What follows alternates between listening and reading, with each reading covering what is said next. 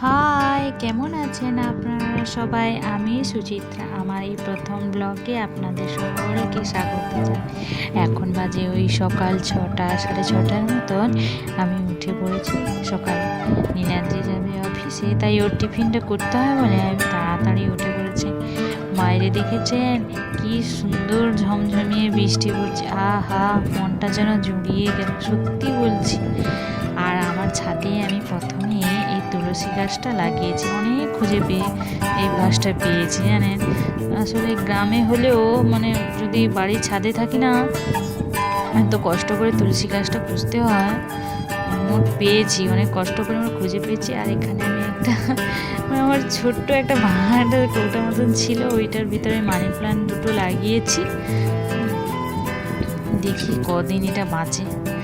আর সকালে তো সবার সংসারে যা যা কাজ থাকে, আমার সংসারেও তাই রয়েছে। বিছানাগুলোকে আমি গুছিয়ে নিচ্ছি। আমার কিন্তু এই বিছানা গোছানো তেমন একটা কষ্ট হয় না, ভালোই লাগে। সারাদিন যেখানে একটু পরিশ্রমের পর এখানে শুয়ে একটু আরাম পাবো, সেটা একটু পরিষ্কার না হলে না ঠিক ভালো লাগে না। আর আমার বরকে দেখেছেন, একটা প্যান ঠিক ঝুলে রাখবে,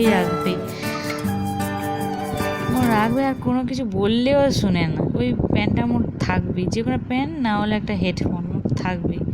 আর আমার সকালের ব্রেকফাস্টটা হচ্ছে এই ডিম ভাজা আর হচ্ছে মুড়ি। চলুন তাহলে দেখা হচ্ছে পরের ভিডিওতে। ভালো থাকবেন।